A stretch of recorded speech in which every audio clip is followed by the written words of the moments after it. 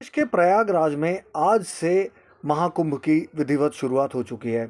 शाही स्नान होने के बाद इसकी विधिवत शुरुआत मानी जाती है, जो आज हुआ, और अब से लेकर महाशिवरात्रि यानी 25 फरवरी तक ये चलेगा। इस बार का जो ये कुंभ का मेला है, ये सिर्फ कुंभ का मेला नहीं है, ये महाकुंभ है। दरअसल कुंभ के जो मेले होते हैं सामान्य रूप से वो 12 वर्षों के बाद आयोजित होते हैं, यानी हर 12 साल के बाद कुंभ का मेला लगता है। और 12 कुंभ के मेले होने के बाद जो कुंभ का मेला होता है वो महाकुंभ कहलाता है।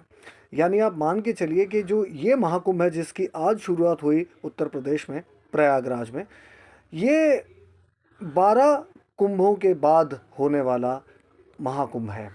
यानी 144 वर्षों में एक बार होने वाली ये घटना दरअसल कुछ खगोलीय समीकरणों पर आधारित है, और वो खगोलीय समीकरण ये हैं कि सूर्य, चंद्रमा, शनि और बृहस्पति का जो खूबसूरत संयोग है ना, एक अलग किस्म का समीकरण, एक अलग किस्म का समागम जो 144 वर्षों में एक बार होता है, वो मिलकर महाकुंभ को जन्म देता है। माना जाता है कि सबसे पहले ऐसे जो खगोलीय खंड बने थे वो समुद्र मंथन के दौरान बने थे, पर ये तो पौराणिक घटना है और यहीं से आधार माना जाता है महाकुंभ और कुंभ के मेलों की शुरुआत का।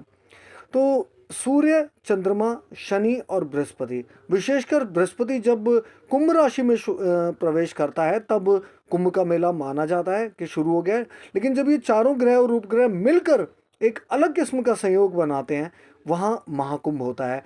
और ये अब से 144 वर्ष पहले हुआ था आज से, और 144 सालों के बाद आज हो रहा है, तो ये महाकुंभ कहलाया।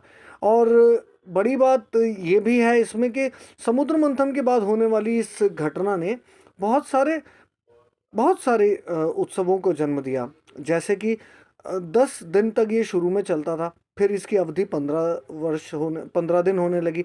लेकिन इस बार का जो ये महाकुंभ है ना, ये 42 दिनों तक चल रहा है। यानी ये अभी तक समुद्र मंथन से लेकर अभी तक के जितने भी कुंभ और महाकुंभ हुए हैं, अर्धकुंभ हुए हैं, सब में विशेष है, सबसे अलग है, और 40 से 42 दिनों के बीच चलेगा। यानी 25 फरवरी जो कि महाशिवरात्रि है, महाशिवरात्रि को इसका समापन होगा। अगर मौका मिलता है तो आप महाकुंभ में विशेष स्नान का ये जो विशेष मुहूर्त है, विशेष सौभाग्य है, इसे हासिल करने की कोशिश कीजिए। एक सनातनी होने के नाते, एक भारतवासी होने के नाते हमें ये सौभाग्य मिलना भी चाहिए, क्योंकि देश और विदेश के कोने कोनों से यहाँ पर लोग आ रहे हैं।